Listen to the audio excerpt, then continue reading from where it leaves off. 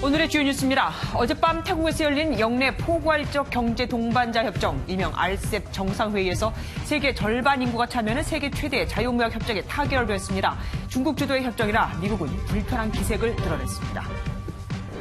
자유한국당 김태우 의원이 영남과 서울 강남의 3선 이상 의원들은 용퇴해야 한다고 주장했습니다. 신상진 한국당 신정치혁신특별위원장도 50% 물갈이론을 거듭 강조했습니다. 교육부가 학생부 종합전형 비율이 높은 13개 대학을 조사한 결과 학종 전형의 특목고 학생 합격률이 일반고의 3배였습니다. 또 자기소개서에 부모의 사회적 지위나 외부 수상 실적 등 기재가 금지되는 항목을 적은 경우도 다수 있었습니다.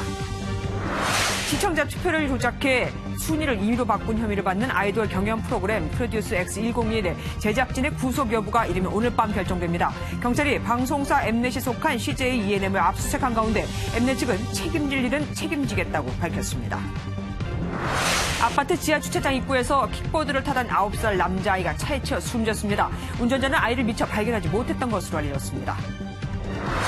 애플리케이션 하나로 모든 은행 계좌 관리가 가능하다던 오픈뱅킹이 은행 간 정보 공유가 되지 않아 시작부터 혼선입니다. 일부 은행의 계좌 조회나 이체가 되지 않는 것으로 파악됐습니다.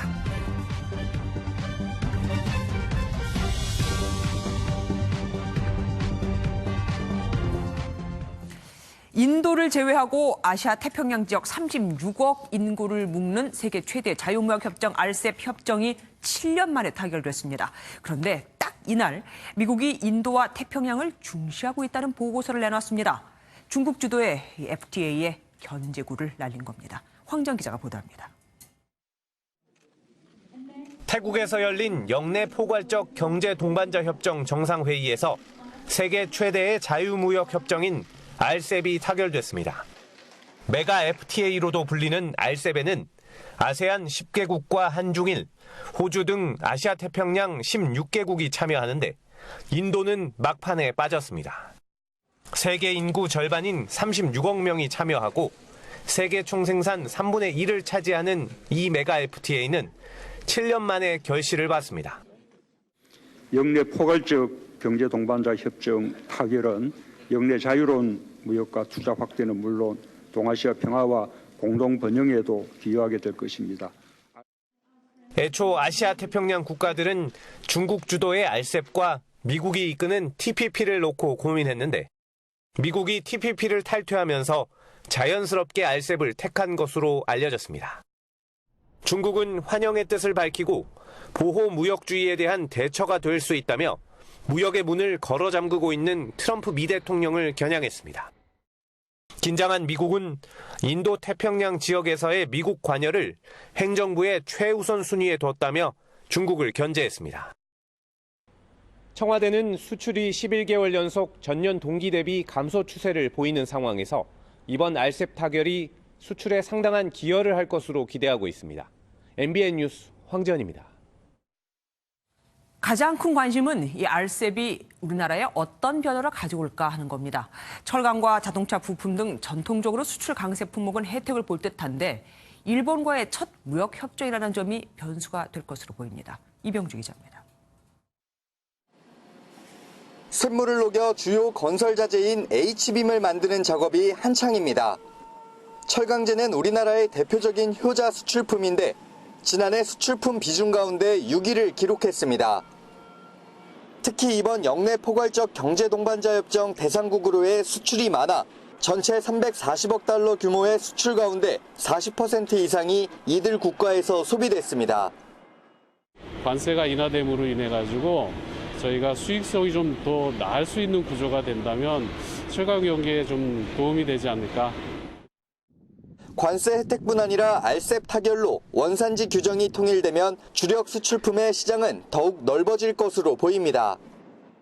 기존에는 표준 규격이나 적합성 평가, 관세 혜택 등이 국가마다 달라 글로벌 체인의 복잡성이 많았는데 앞으로는 통일된 기준의 생산 네트워크가 구축되는 겁니다.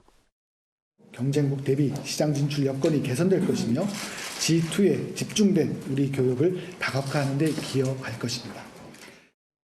다만 일본과의 첫 무역 협정이라는 점은 변수로 남습니다. 다자간 협정이지만 낮은 수준의 FTA인 만큼 우리 기업과 경쟁 관계인 일본 상품의 국내 진출이 심화될 수 있습니다. MBN 뉴스 이병주입니다. 태국 방문을 마치고 돌아온 문재인 대통령이 아베 일본 총리와 깜짝 회동에 대해 일본과 대화를 시작하는 계기를 만들었다고 평가했습니다. 트럼프 미 대통령이 보내온 친서 내용도 공개했습니다. 이동화 기자입니다. 문재인 대통령은 태국을 떠나며 아베 일본 총리와 깜짝 회동에 대해 긍정적인 평가를 했습니다. 문 대통령은 SNS를 통해 아베 일본 총리와 대화의 시작이 될 수도 있는 의미 있는 만남을 가졌다고 강조했습니다. 양 정상은 한일 관계가 중요하다는 데 의견을 같이 하며 한일 양국 관계의 현안은 대화를 통해 해결해야 한다는 원칙을 재확인했습니다. 문 대통령은 또 아세안 정상들이 모친상의 위로의 뜻을 전했다며 감사를 표하면서 트럼프 미국 대통령이 보낸 친서 내용도 공개했습니다. 트럼프 대통령은 친서에서 6.25 전쟁 당시 문 대통령 어머니의 흥남 철수 피난 이야기를 기억하며 애도의 뜻을 표했습니다. 또 한미 양국은 북한의 비핵화와 한반도 평화라는 공동의 목표를 향해 나아가고 있다며 남북 이산 가족이 재회하는 날까지 변함없는 노력을 하겠다고 강조해 눈길을 끌었습니다. 오늘 오후 귀국한 문 대통령은 독도 헬기 사고 유가족을 위로하는 한편 오는 8일 윤석열 검찰총장이 참석하는 반부패 정책협의회를 열 것으로 알려졌습니다. MBN 뉴스 이동화입니다. 아시아를 순방 중인 스틸웰 미 국무부 동아태 차관보가 잠시 뒤에 우리나라에 도착합니다. 스틸웰 차관보는 앞서 방문한 일본에서 지소미아 연장의 필요성을 강조한 만큼 우리 측에도 비슷한 요청을 할 것으로 보입니다. 신동규 기자입니다. 데이비드 스틸웰 미국 동아태 차관보가 오늘 밤 우리나라를 방문합니다. 스틸웰 차관보는 2박 3일간 우리나라에 머물며 강경화 외교부 장관을 비롯해 청와대 고위 당국자를 만날 예정입니다. 스틸웰 차관보는 지난 26일 일본에서 지소미아는 미국에도 일본에도 그리고 한국에도 유익하다고 밝힌 만큼 이번 방안에서도 한일 갈등 중재보다는 지소미아 종료 재검토를 압박할 가능성이 큽니다. 호락호락하게 이렇게 좀 재고해달래 이런 식으로 나오지는 분명히 않을 거거든요. 어떤 걸 카드를 갖고 나오면서 이 지소미아를 이야기할지. 이런 가운데 제임스 드하트 미국 측 제11차 방위비 분담금 협상 수석 대표도 오늘 오후 우리나라를 방문했습니다. It's nice to be here. 국회와 한국 언론을 만나는 등 개인적인 일정이라고 하지만 지소미아 종료를 앞두고 한국을 찾은 만큼 그 배경에 관심이 쏠리고 있습니다. 한편 다음 달 중국 쓰촨성에서 한중일 정상회의가 열려 수출 규제와 지소미아 문제로 팽팽히 맞선 한일 관계에 중요한 변곡점을 만들어낼 수 있을지 주목됩니다. MBN 뉴스 신동규입니다. 조기 총선 체제에 들어간 더불어민주당, 조국 전 법무장관 자녀의 입시 논란을 의식해서일까요? 총선에 출마할 후보자들은 자녀의 입시 부정 여부를 사전에 철저히 검증하겠다고 밝혔습니다. 도덕성 검증을 강조한 겁니다. 서남비 기자입니다. 더불어민주당 총선기획단 첫 회의가 열린 당대표 회의실. 회의실 벽면에 민주당이 총선의 핵심 가치로 내건 공정과 혁신, 미래라는 단어가 보입니다. 이해찬 대표는 내년 총선이 문재인 정부 개혁 작업을 마치는 데 중요한 선거임을 거듭 강조했습니다. 다음 총선에서는 이런 발목 잡기가 되지 않도록 우리가 다수 의석을 얻는 것이 매우 중요하고 특히 민주당은 후보자 자녀의 입시 부정을 당 차원에서 미리 검증하고 혐오 발언 이력이 있는 후보자도 걸러내겠다고 밝혔습니다. 프로게이머 출신 유튜버 황희두 씨는 회의장에서 이 대표 바로 옆에 앉아 민주당이 공들여 영입한 인사임을 내비쳤습니다. 결과보다도 그 과정이 되게 중요하다고 생각을 하는데 그런 과정에서 뭔가 이 친구들이 자존감을 많이 이렇게 상실하는 경우도 많이 봐서 그래서 많은 청년들이 그 과정에서 어떻게 보면 공정한 그런 사회를 만들어갈 수 있도록. 민주당은 총선기획단으로 선거 전략의 틀을 만든 후 정기국회가 끝나는 12월 10일쯤 선거대책위원회를 출범하는 등 총선 준비에 속도를 내고 있습니다. MBN 뉴스 서남비입니다. 민주당은 이렇게 열심히 보란듯 총선을 준비 중이지만 한국당은 아니죠. 결국 내부에서 혁신을 요구하는 목소리가 나왔습니다. 재선인 김태흠 의원이 영남과 서울 강남에서 3선 이상 의원들은 용퇴해야 한다고 한 겁니다. 꿀 같은 지역구에서 3선을 했으면 불출마 선언을 하던가 아니면 헌지로 가라 이거죠. 최영규 기자입니다. 여러 논란으로 지도부 리더십까지 흔들리고 있는 자유한국당에서 당의 혁신을 요구하는 목소리가 처음으로 나왔습니다. 재선의 김태흠 의원은 총선 승리를 위한 당 쇄신 차원에서 한국당 텃밭을 기반으로 한 중진 의원 불출마를 공개적으로 요구했습니다.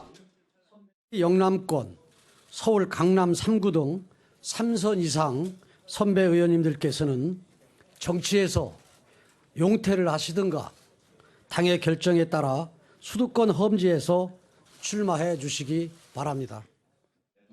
황교안 대표에 대해서도 본인 스스로 험지 출마 등 헌신적인 모습을 보여야 한다고 했고 전현직 당 지도부에 대해서도 험지 출마 등 솔선해야 한다고 강조했습니다. 당내에서는 당 지도부를 향해 혁신과 쇄신을 요구하는 목소리가 나오고 있습니다. 신정치혁신투기위원장인 신상진 의원은 당 운영 방식을 문제 삼으며 최대 50% 물갈이론을 다시 한번 언급했고 장제원 의원은 지지층만 바라보는 폐쇄적인 모습을 탈피하고 한국당도 달라져야 한다고 지적했습니다. 초선 의원들 일부도 당 쇄신에 공감한 가운데 모레에는 따로 모임을 갖고 당 쇄신안을 요구할 예정입니다. 총선 승리를 위한 당내 혁신 공감대가 확산하면서 과거 정풍운동과 같은 움직임으로까지 이어질지 주목됩니다. MBN 뉴스 최영규입니다. 박찬주 전 육군대장이 논란이 된 삼청교육대 발언에 대해 사과할 뜻이 없다고 밝혔습니다. 우리 공화당 입당설은 한국당에서 일하겠다며 부인했는데 정작 황교안 대표는 박 전 대장 영입에 한 발 물러서는 모양새입니다. 권영봉 기자입니다. 공관병 갑질 의혹에 이어 삼청교육대 발언으로 논란의 중심에 있는 박찬주 전 육군대장은 사과 의사가 없다고 밝혔습니다. 저는 사과할 의사가 없고요. 사과할 일이 아니고 해명할 일이라고 생각을 하는 겁니다. 당 안팎에서 쏟아지는 불만에도 정말 귀한 분이라며 영입 의지를 고집했던 황교안 자유한국당 대표는 사실상 한 발 물러섰습니다. 결국 국민의 관점에서 판단을 해야 될 것 같습니다. 앞서 홍문종 우리공화당 공동대표는 유튜브 방송을 통해 박 대장을 우리공화당으로 모시게 됐다고 밝혀 논란을 샀습니다. 우리가 하겠습니다 이렇게 말씀을 하셨는데 조만간에 박찬주 대장과 함께 나와서 신고하겠습니다 하는 말씀을 드립니다. 하지만 박 전 대장은 우리공화당 입당설을 일축했고 자유한국당에서 험지에 출마하겠다는 뜻을 밝혔습니다. 덕담 차원에서 홍문정 의원님이 저를 격려해 주시고 하는 과정에서 나온 얘기니까 저하고 합의해서 혼자 하시겠어요. 더불어민주당이 박 전 대장에 대한 황 대표의 입장 표명을 촉구하며 압박에 나선 가운데 영입 강행에 부담을 느낀 황 대표의 최종 결정에 관심이 집중됩니다. MBN 뉴스 권용범입니다. 북한이 미국에 제시한 연말 대화 시한이 다가오고 있습니다. 그런데 이 상황에서 북한 외무성은 미 국무를 비난했고 미 국방부는 북측이 싫어하는 한미연합 공중훈련을 예정대로 진행할 것이라고 밝혔습니다. 지난해와 비슷한 수준으로 연합훈련이 실시될 가능성이 큰데 북미 비핵화 협상에는 악재가 되겠죠. 연장현 기자입니다. 북한 외무성이 지난 1일 미 국무부가 발표한 테러 보고서를 거론하며 공식적으로 반발했습니다. 북한 외무성 대변인은 미국의 2018년 국가별 테러 보고서에 대해 온갖 허위와 날조로 일관됐다며 엄중한 정치적 도발이라고 비난했습니다. 또 미국이 테러 재판관 행세를 하는 건 어불성설이라면서 이런 행위가 북미 대화 창구를 점점 더 좁히고 있다고 주장했습니다. 이런 가운데 미 국방부는 한미 연합 공중훈련을 예정대로 진행하겠다고 밝혔습니다. 이를 두고 일각에선 한미 대규모 연합 공중훈련인 비질런트 에이스 훈련을 단행할 뜻을 내비친 것이란 주장이 제기되고 있습니다. 이에 국방부는 지난해와 마찬가지로 비질런트 에이스라는 훈련명을 사용하지 않고 다소 축소된 규모의 공중훈련을 예고했습니다. 모든 상황을 고려해서 조정된 방식으로 정상적으로 실시할 계획이고 명칭은 작년에도 달리 했다라고 말씀을 하셨습니다. 결국 한미 양국이 각자 훈련을 하다가 대대급 이하 부대만 연합훈련을 하는 방식이 될 가능성이 큽니다. 하지만 어떤 형태로든 한미 연합훈련이 성사되면 북측의 반발과 함께 북미 비핵화 협상에도 차질이 생길 수 있다는 우려가 나오고 있습니다. MBN 뉴스 연장현입니다. 소방 헬기 추락 사고 엿새째 실종자 시신 한 구가 수습됐습니다. 블랙박스가 들어있는 헬기 꼬리 부분도 조만간 회수할 수 있을 것으로 보입니다. 김영 기자가 보도합니다. 수색 당국이 오늘 오후 5시 45분쯤 실종자로 추정되는 시신 한 구를 수습했습니다. 시신이 발견된 곳은 헬기 동체가 가라앉았던 인근으로 해군 청해진함 무인 잠수정이 시신을 수습했습니다. 지난 3일 헬기를 끌어올리다가 유실된 실종자일 가능성이 큽니다. 수습된 시신은 내일 아침 울릉도로 옮긴 뒤 대구 동산병원으로 이송될 예정입니다. 사고 원인을 밝히는 열쇠가 될 블랙박스도 곧 회수될 것으로 보입니다. 위치와 고도 등 모든 비행 정보가 담겨 있는 블랙박스가 확보된다면 원인 규명에 속도가 붙을 것으로 보입니다. 사고 헬기는 지난 31일 공군 중앙방공통제소와 마지막 교신을 나눈 뒤 35초 만에 추락했습니다. 일단은 요청을 해놨고요. 이게 이제 정상적이고 어디 손상이 없으면 우리가 바로 분석이 바로 가능하거든요. 그 제작사 엔지니어들, 그 기술자들이 지금 와 있거든요. 한 전문가는 MBN과의 통화에서 헬기 상태로 봤을 때 기체 결함이나 조종사의 착각으로 사고가 났을 가능성이 높아 보인다고 진단했습니다. 소방청은 처음부터 기체 결함에 선을 그었지만 3년 전 노르웨이에서 기체 결함으로 같은 기종이 추락한 바 있습니다. MBN 뉴스 김현입니다. 모텔 투숙객을 잔혹하게 살해하고도 반성하지 않는 태도로 충격을 준 한강 몸통 시신 사건의 피고인 장대호에게 법원이 무기징역을 선고했습니다. 법정에 들어서며 카메라를 향해 미소를 짓고 손까지 흔든 장대호의 뻔뻔한 모습에 유가족들은 형량이 너무 낮다며 울분을 터뜨렸습니다. 손하늘 기자입니다. 반성의 흔적은 없었습니다. 법정에 들어서던 장대호는 취재진을 2차례 바라보며 미소를 지었습니다. 왼손을 흔들어 인사하는 황당한 장면도 연출됐습니다. 장대호는 앞서 검찰이 사형을 구형할 땐 사형당해도 괜찮다고 했지만 변론 과정에선 자수를 했으니 감형해달라며 다른 모습을 보이기도 했습니다. 재판장이 장대호의 잔혹한 범행 수법을 읽어나가자 방청석의 피해 유가족들은 서로 손을 붙잡고 흐느꼈습니다. 1심은 가석방 없는 무기징역을 선고했습니다. 재판부는 임신 중인 배우자와 5살 난 아들을 둔 피해자를 어처구니 없는 이유로 극악하게 살해하고도 뻔뻔한 태도를 보이는 만큼 살인의 재범 가능성이 매우 높다고 판단했습니다. 법적 안정성을 위해서 악질적 범죄에 있어서는 사회와 분리시킨다, 격리시킨다는 의미를 담고 있다고. 장대호는 담담한 표정으로 호송 차량에 올랐지만 피해자의 어머니는 울분을 터뜨렸습니다. 할 거예요! 무조건 할 거예요! 너무 억울해. 어떻게 사람 2번, 3번씩 죽여도 이렇게 무기징역으로 나와. 검찰은 형량이 낮다는 유가족 의견 등을 반영해 항소를 검토하고 있습니다. MBN 뉴스 손하늘입니다. 낙태 수술을 하던 중 아기가 울음을 터뜨렸지만 산부인과 의사가 일부러 숨지겠다고 알려진 사건 얼마 전 전해드렸었는데 이게 다가 아니었나 봅니다. 경찰이 해당 병원을 비의료인이 만든 이른바 사무장 병원으로 의심해 수사하고 있는 것으로 확인됐습니다. 강세영 기자가 단독 보도합니다.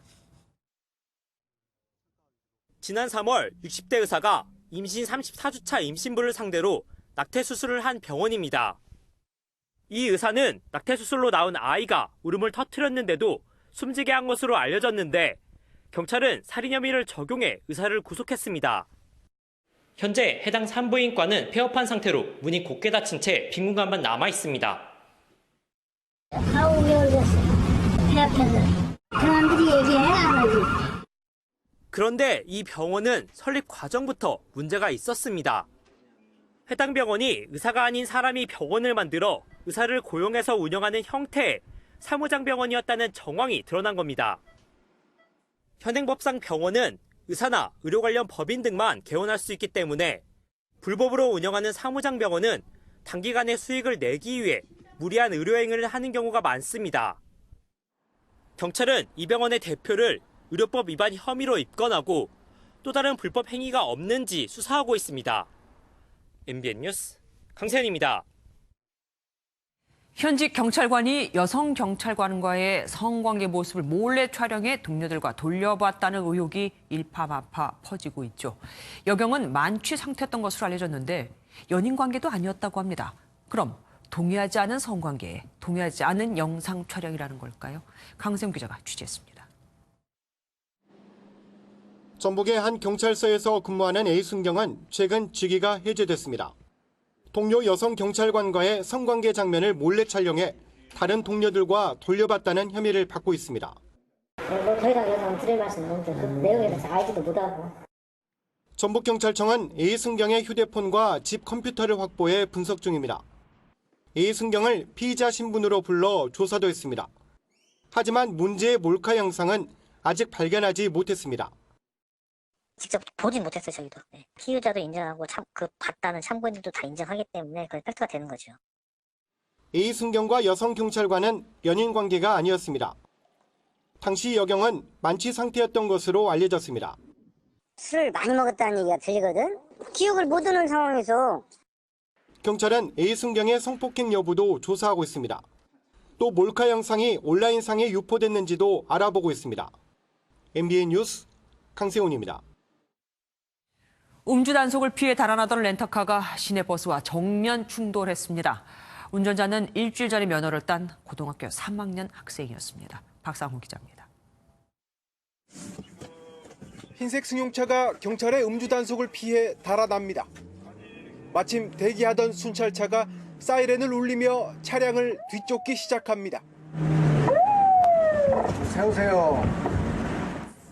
정지 신호에 걸려 멈추는가 싶더니 다시 굉음을 내고 달아납니다. 경찰이 바짝 추격하자 더욱 속도를 올립니다. 급기야 길가에 주차된 차를 들이받고 휘청대더니 중앙선을 넘어 마주오던 시내버스와 정면 충돌합니다. 신고를 받고 출동한 119 구급대가 찌그러진 차 안에서 운전자와 동승자를 구조합니다. 다행히 버스에는 승객이 한 명도 없었지만 버스 기사가 목과 허리를 다쳤습니다. 사고를 낸 운전자는 면허를 딴 지 일주일 된 고등학교 3학년 학생이었습니다. 렌터카를 빌려 친구와 놀러 가던 길이었습니다. 동승자는 술 냄새가 좀 났는데 그 운전자는 지금 기절해 있었으니까 그때 당시 그렇게 경찰은 음주운전 여부를 확인하려고 운전자의 혈액을 채취해 국과수에 보냈습니다. MBN 뉴스 박상호입니다. 아파트 지하 주차장 입구에서 킥보드를 타고 지나가던 9살 아이가 차에 치여 숨졌습니다. 놀이터에 가려면 꼭 지나가야 하는 지점이라 평상시에도 아찔한 상황이 여러 번 발생하던 곳이었습니다. 이재호 기자입니다. 경기도 평택의 한 아파트 단지입니다. 지하 주차장 입구 앞에 국화가 가지런히 놓였습니다. 어제 저녁 6시쯤 이 아파트 지하 주차장 입구에서 9살 된 남자아이가 차량에 치이는 사고가 발생했습니다. 사고는 30대 여성 운전자가 승용차를 몰고 이곳 지하 주차장으로 들어가던 중 순식간에 벌어졌습니다. 킥보드를 타고 주차장 앞을 지나가던 아이를 운전자가 미처 발견하지 못하고 충돌한 것으로 추정됩니다. 지하로 들어가다가 못 봤다 그러죠. 한 18층은 어둑어둑해져요 지금.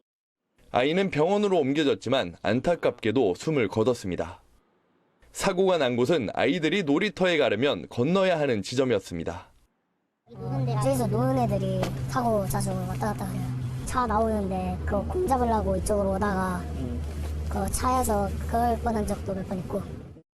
경찰은 목격자 등을 상대로 정확한 사고 원인을 조사하고 있습니다. MBN 뉴스 이재호입니다. 요즘 부쩍 길에서 공유 킥보드 타는 사람이 많아졌죠. 사용 후에는 아무데나 놓아두면 되는데 이 때문에 문제가 생기고 있습니다. 노태현 기자가 현장 취재했습니다. 서울의 한 마을버스 정류장입니다. 버스가 정차하는 차도 위에 공유 킥보드 2대가 세워져 있습니다. 승하차 시 통행 불편은 물론 자칫 넘어지기라도 하면 주행 중인 차량과 2차 사고 위험도 있습니다. 자전거 같은 경우는 이제 거치대도 자주 이제 설치되어 있고 거기다 놓으면 되는데 자꾸 아무데나 놓으면서 지난번에 태풍이나 좀 비가 많이 오는 경우는 도로에 쓰러져 있기도 해가지고 그걸 좀 보기가 좀 불편하긴 하더라고요. 공유 킥보드가 어떻게 관리되고 있는지 서울과 경기도 등을 다니며 살펴봤습니다. 도로 가운데나 횡단보도 앞에 방치되거나 인도에 아예 널브러져 있어 보행을 방해하기도 합니다. 보다 못한 상인은 직접 가게 앞에 킥보드를 길가로 옮기기도 합니다. 공유 킥보드에는 GPS가 설치돼 있어 아무 곳에서나 빌리고 반납하는 것이 가능하기 때문에 타다가 아무렇게나 세워두고 간 겁니다. 많이 걸치향 걸리면 좀 치우고 그러더라고요. 하다가 아무데나 놔도 열어놓고 끄고 가버리면 끝나는 거지. 지자체에는 관련 민원이 이어지고 있지만 사실상 할 수 있는 게 없습니다. 킥보드의 점용 면적이 1제곱미터를 넘지 않아 점용료나 과태료의 부과 대상이 되지 않기 때문입니다. 타고 날 수는 근거가 없대요. 민원이 있으면 킥보드 업체에 연락을 해서 치우라고. 아무데나 버리고 회수하는 부분들은 관련법도 없고 조례도 안 돼 있기 때문에 이 단속 규정도 없다는 거죠. 이 총괄 관리법 제정을 해야 되고 또 해당 부서도 빨리 지정을 해야 된다고. 방치되고 있는 공유 킥보드들. 거점 거치대 설치 등 실효성 있는 대안이 시급합니다. MBN 뉴스 노태현입니다. 사흘 전 서울 성북구 자택에서 숨진 채 발견된 네 모녀가 복지 사각지대에 놓여 있었던 것으로 드러났습니다. 현행법은 급격히 생활고에 빠진 이들을 돕지 못했습니다. 이현재 기자가 보도합니다. 지난 2014년 발생한 송파 세모녀 사건 이후 보건복지부는 복지 사각지대 발굴 관리 시스템을 시행하고 있습니다. 건강보험료 체납 등 29개 지표로 위기 가구를 찾아내 지원하는 제도입니다. 하지만 이 시스템은 성북구 네 모녀를 발견하지 못했습니다. 어머니 김모 씨가 지난 7월부터 3개월 동안 건강보험료 약 3만 1,000원조차 내지 못할 정도로 급격히 가세가 기울었지만 현행 시스템은 6개월 이상 체납자만 관리해왔습니다. 시행 전이어서 예전하고 똑같은 6개월이 안 됐기 때문에 대상이 안 돼서 저희가 적용 대상을 3개월 이상 체납자로 단축하는 사회보장급여법은 지난달 31일에 통과됐습니다. 네 모녀는 지자체의 긴급복지 지원도 받지 못했습니다. 본인이나 지인이 신고해야 하는데 네 모녀는 이런 사실조차 몰랐던 것으로 추정됩니다. 본인이 신청하시거나 주변에서라도 알려주셔야 되는 게 있는 거죠.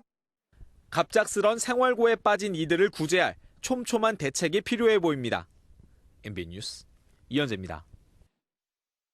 인기 오디션 프로그램 프로듀스 X 101 제작진이 구속의 갈림길에 놓였습니다.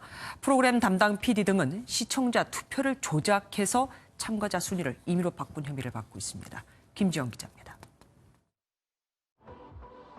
101명의 참가자가 치열한 경쟁을 벌인 음악 경연 프로그램 프로듀스 X 101. 시청자가 직접 투표를 통해 데뷔 그룹을 만든다는 점에서 큰 인기를 끌었습니다. 그러나 지난 7월 돌연 투표 조작 의혹이 불거졌습니다. 마지막 경연 문자 투표에서 상위권이 유력시되는 참가자들이 대거 탈락하고 예상 밖 인물들이 데뷔조에 포함된 겁니다. 또 20위권 내 참가자 득표수가 일정 숫자의 배수로 드러나면서 논란은 더 커졌습니다. 방송사 엠넷은 경찰 수사를 의뢰했고 지난달 30일 경찰은 제작진과 기획사 관계자 등 4명에 대해 구속영장을 신청했습니다. 안무 PD 등은 오늘 서울중앙지방법원에서 구속영장 심사를 받았습니다.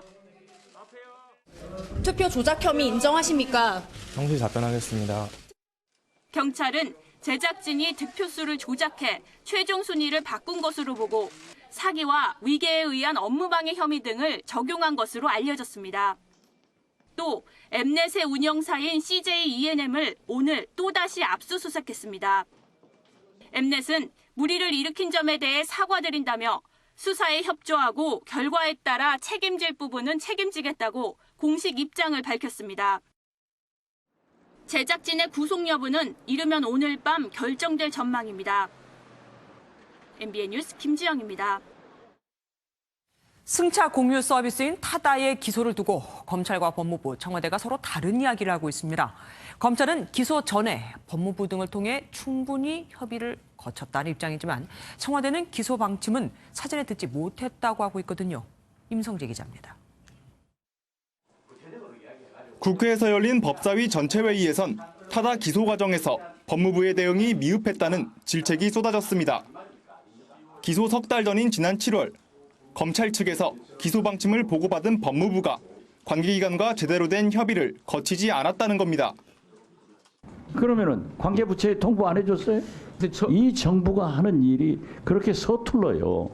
정부의 혼선을 보면은 국민들이 불안하잖아요.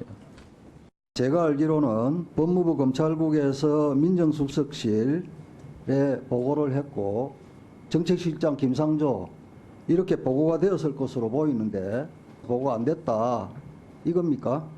그 부분은 저희들이 확인해드리기가 좀 어렵습니다. 이와 관련해 청와대 관계자는 지난 7월 법무부에서 정책실을 통해 협의한 건 맞다고 말한 것으로 알려졌습니다. 하지만 기소 직전인 지난 9월에서 10월 사이 청와대가 검찰 측에서 기소 방침을 사전 보고받았다는 의혹에 대해선 부인했습니다. 검찰은 기소 방침을 포함해 타다 기소 전 정부 당국과 충분한 협의를 거쳤다고 밝히면서도 9월 말 10월 초 청와대 보고설에 대해선 말을 아꼈습니다. 타다 기소를 둘러싸고 비판 여론이 나오는 가운데 정부기관들 사이에서도 서로 손발이 맞지 않는 모습입니다. MBN 뉴스 임성재입니다. 조국 전 법무부 장관의 자녀 입시 특혜 논란이 불거지면서 학생부 종합전형의 불공정이 사회 문제로 떠올랐죠. 교육부가 학종 도입 후 12년 만에 처음으로 실태 조사를 했더니 곳곳에서 꼼수로 자기소개서나 추천서를 기재한 사례가 드러났습니다. 또 특목고의 학종 합격률은 일반고의 최대 3배에 달해서 사실상 고교 서열화가 있었음이 확인됐습니다. 정수정 기자입니다. 학생부 종합전형 실태조사단이 꾸려지고 지난 4년간 13개 대학 202만 건의 지원자 서류를 검토한 결과입니다. 학종전형 합격률을 살펴보니 일반고에 비해 자사고와 외고 국제고의 합격률이 높았고 특히 과학고와 영재고는 26.1%로 일반고보다 3배 정도 높았습니다. 수능에서도 합격률의 순서는 동일했습니다. 하지만 학생들의 평균 내신 등급은 오히려 일반고가 가장 높은 것으로 나타났습니다.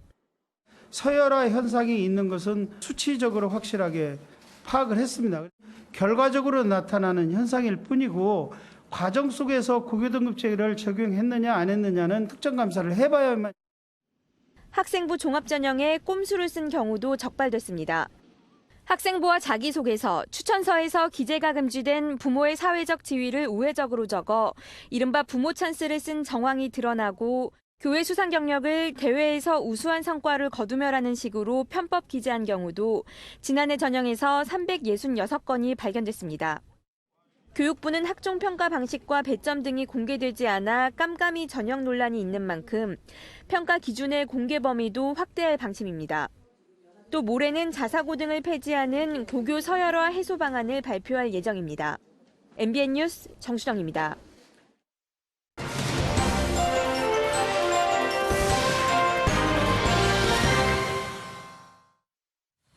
박자가 딱딱 맞아도 모자랄 판에 엇박자로 스텝이 엉킨 두 사람이 있습니다. 국가안보의 투톱으로 불리는 국가안보실장과 국정원장이죠. 북한이 개발한 대륙간 탄도미사일 ICBM을 이동식 발사 차량에서 쏠 수 있느냐 없느냐를 놓고 한 명은 쏠 수 있다, 한 명은 쏠 수 없다. 서로 상반된 판단을 내놓은 겁니다. 이동식 차량에서 미사일을 쏠 수 있느냐의 문제는 상대 군사력에 대한 탐지 능력과 바로 관련이 되기에 아주 중요한 문제입니다.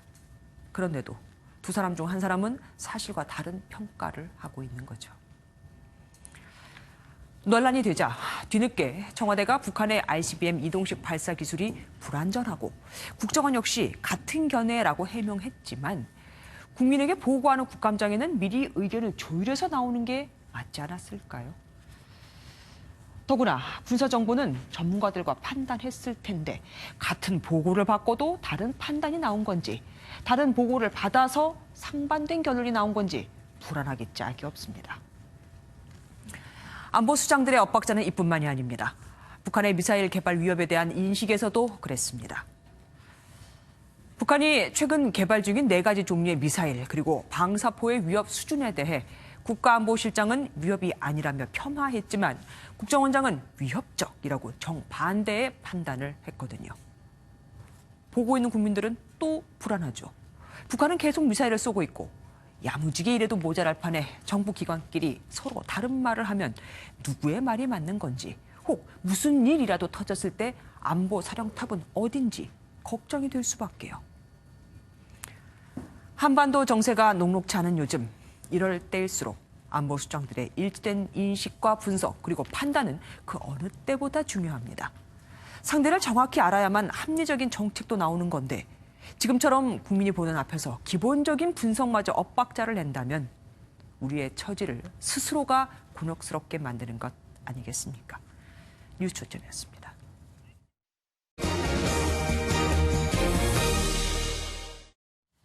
지인들에게 두렵다 하는 속내를 털어놔 자리에서 곧 물러나는 것 아니냐는 말이 돌았던 캐리 람 홍콩 행정장관을 시진핑 중국 주석이 만나 축혀 세우고 또 다독여줬습니다.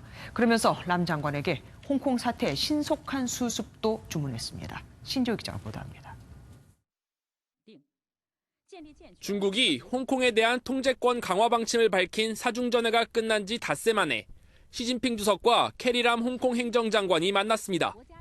두 사람이 공식 회동을 가진 건 지난 6월 송환법 반대 시위가 시작된 이후 처음입니다. The fact that President Xi met Chief Executive last night in Shanghai underlined, in fact, the importance that the Central People's Government and the President Xi himself attached to Hong Kong's importance for Hong Kong. 이 자리에서 시 주석은 한때 사임설이 돌았던 남 장관을 신뢰한다고 밝혔습니다. 하지만 풍파가 5개월째 지속 중이라며 질책하는 동시에 폭력을 제압하고 질서를 회복하는 것이 당면 임무라고 사태 해결을 강하게 촉구했습니다. 依法制止和惩治暴力活动，就是维护香港广大民众的福祉，要坚定不移。 남 장관은 내일 중앙정부에서 홍콩 문제를 총괄하는 한정 정치국 상무위원을 만납니다. 이 자리에서 중국 정부의 구체적인 대응 방침에 관한 지시사항이 전달될 것으로 보인다고 홍콩 언론들은 보도했습니다. MBN 뉴스 신재우입니다. 지구온난화는 사기라고 주장해온 트럼프 미국 대통령의 뜻에 따라 미국이 파리 기후변화 협약 탈퇴 절차에 돌입했습니다. 하지만 동시에 최악의 대기오염에 시달리는 인도에서는 대법원까지 나서서 정부에 특단의 대책을 내놓으라고 요구했습니다. 김인경 기자입니다. 기후변화 폐해를 인정하지 않고 있는 트럼프 미국 대통령. The United States will withdraw from the Paris Climate Accord. 환경오염에 대한 우려의 목소리는 전 세계적으로 더욱 커지고 있지만 트럼프 행정부는 오히려 거꾸로 가는 모습입니다. 마이크 폼페이오 미 국무장관은 성명을 통해 미국이 파리 기후변화 협약 탈퇴 의사를 유엔에 통보했다며 탈퇴는 통보 1년 후 효력이 발생한다고 밝혔습니다. 파리 협약은 2015년 기후변화에 대응하고자 마련된 합의로 오바마 행정부는 미국의 온실가스 배출을 2005년 수준 기준으로 2030년까지 26에서 28% 줄이기로 한 협약에 서명한 바 있습니다. 트럼프 행정부는 협약 탈퇴에 그치지 않고 석탄 화력발전소가 폐수를 방류하기 전 유독한 중금속과 석탄재를 제거해야 한다는 규정을 완화하기까지 했습니다. 미국 워싱턴 DC 연방의사당 앞에서 금요일마다 열리는 기후변화 대응 촉구 시위에서는 원로 배우 제인 폰다가 4번째 체포된 끝에 유치장에서 하룻밤을 보내기도 했습니다. 최악의 대기오염에 시달리는 인도에서는 사람들이 죽어가고 있다며 대법원이 우려를 공식 표명했습니다. 인도 대법원은 이는 문명국가에서 발생할 수 없는 일이라고 지적하고 정부를 향해 대기오염을 줄일 수 있는 장기 로드맵을 마련하라고 촉구했습니다. 미 워싱턴 포스트는 미국이 파리 협약에서 최종 탈퇴하면 전 세계에서 파리 협약을 지지하지 않는 유일한 국가가 된다고 지적했습니다. MBN 뉴스 김희경입니다.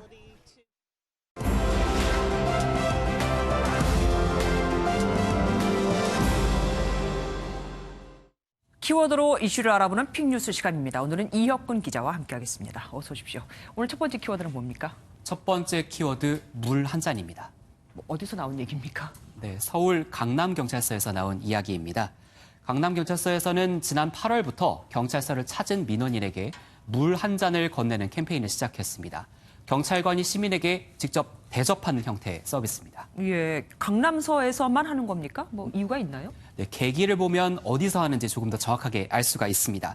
한 40대 남성이 8월 말에 차량에 불법 주차 스티커가 붙어 있다면서 강남서를 찾았습니다. 구두칼을 들고 고래고래 소리를 치며 난동을 피웠는데요. 이때 한 경찰관이 남성에게 침착하라면서 물 한 잔을 건넸다고 하는데 그때 상황을 한번 들어보시죠. 물을 한 잔 줬더니 굉장히 고마워하더라고요. 그러면서 자기 흥분을 가라앉히고 그냥 경찰이 이렇게 많이 친절해져 있구나를 느끼고 감사하다고 오히려 그분이 가셨어요. 이 장면을 강남경찰서장이 목격을 하면서 자신의 관할 구역인 강남경찰서에 곧바로 물 한 잔 서비스가 도입된 겁니다. 그런데 냉수 먹고 속 차려라 이런 말도 있잖아요. 모두 다 찬물을 주지 않느냐 이렇게 생각하실 수도 있을 것 같은데 상황에 따라 다릅니다. 조금 전 보신 사례처럼 흥분한 상태로 온 민원인에겐 찬물을 주고요. 폭행 피해자 등 불안에 떨고 있는 사람에겐 따뜻한 물을 줍니다.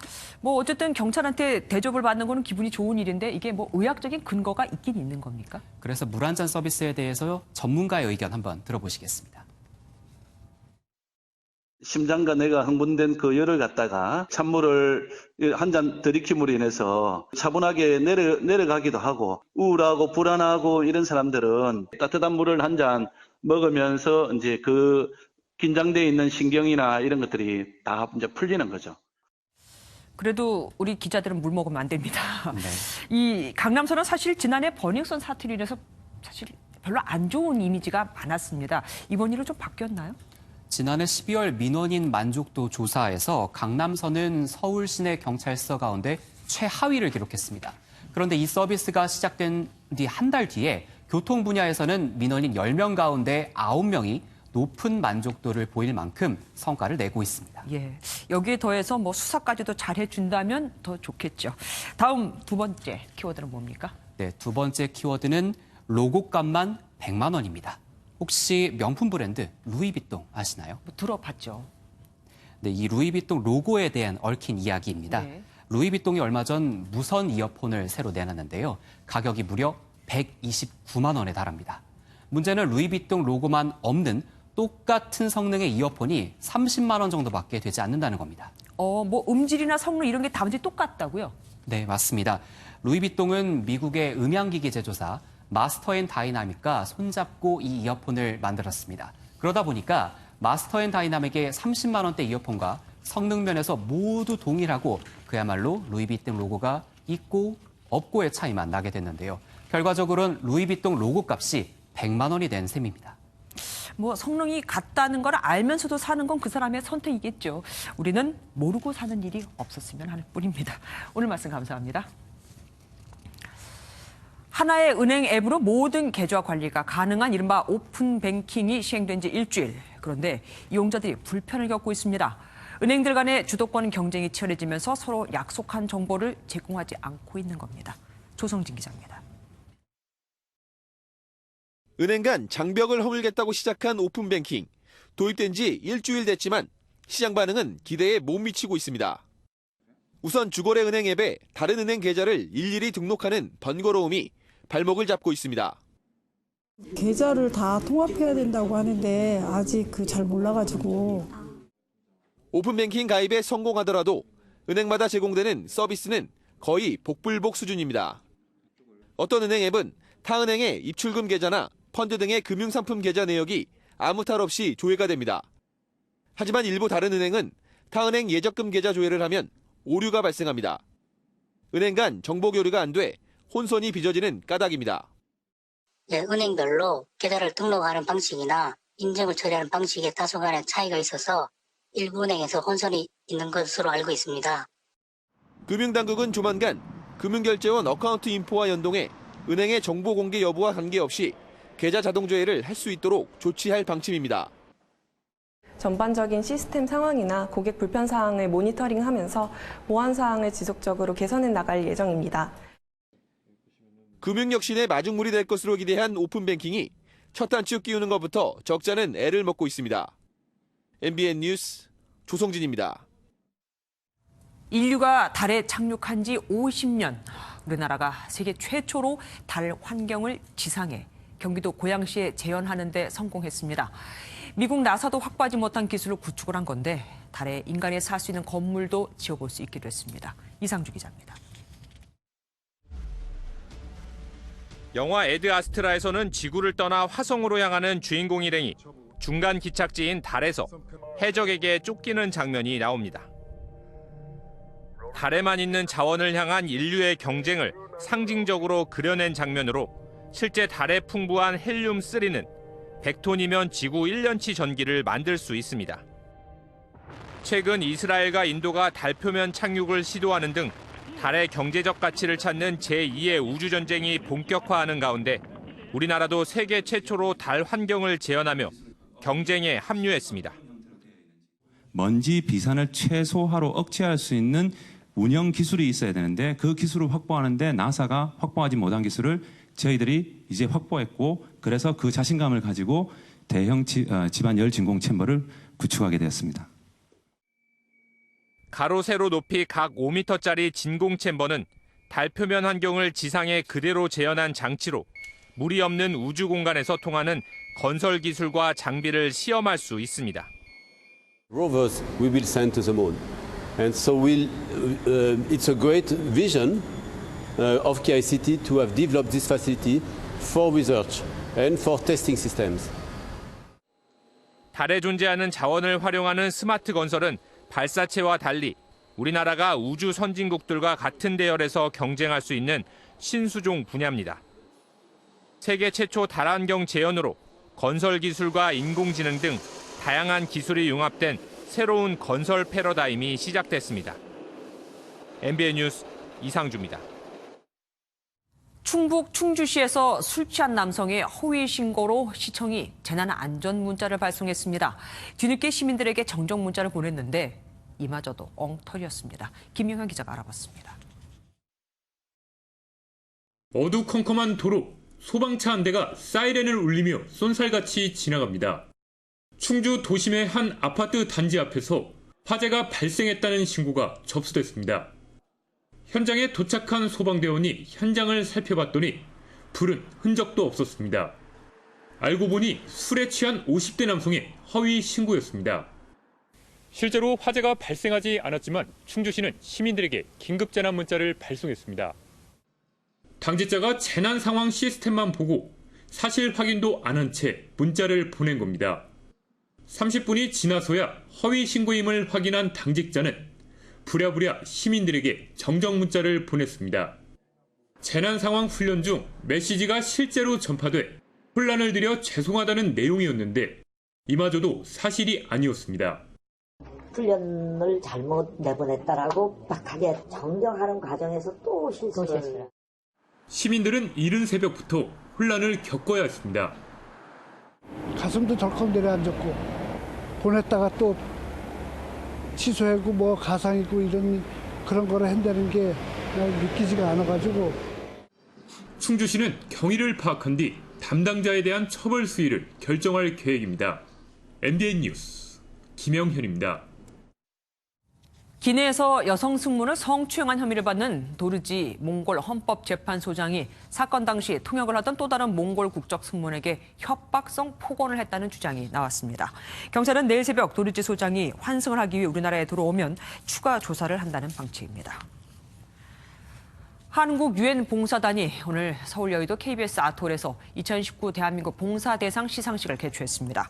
LG전자를 비롯해 분당 서울대병원, 한국과학기술원, 유튜버 허팝 등 소외계층의 나눔을 실천해온 기업과 개인 모두 61곳이 수상의 영예를 안았습니다.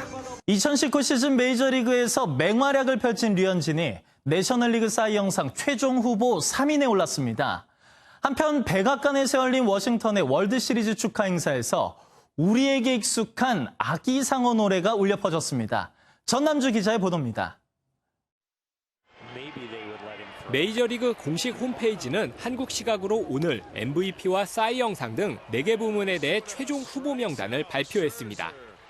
내셔널리그 싸이 영상 최종 후보 명단 3인에 류현진이 당당히 이름을 올렸습니다. 올 시즌 14승 5패를 기록한 류현진은 평균 자책점 2.32에 9이닝당 볼넷 1.18개를 허용해 이 부문 메이저리그 전체 1위에 올랐습니다. 류현진의 경쟁자로는 리그 최다 탈삼진을 기록한 뉴욕 매치의 디그롬과 워싱턴의 창단 첫 우승에 기여한 슈어저입니다. 지금까지 동양인 선수로는 일본의 다르비슈와 대만의 왕첸민이 아메리칸 리그 싸이 영상 2위에 오른 게 최고 기록입니다. 미국 현지에서는 디그롬의 싸이 영상 2연패를 조심스레 전망하는 가운데 최종 수상자는 오는 14일 발표될 예정입니다. 아기상어 음악이 미국 백악관에서도 울려 퍼졌습니다. 월드 시리즈에서 우승한 워싱턴 내셔널스의 축하 오찬자리. 해병대 군악대의 연주에 참석자들은 상어 박수를 치며 우승의 기쁨을 표현했습니다. MBN 뉴스 전남주입니다.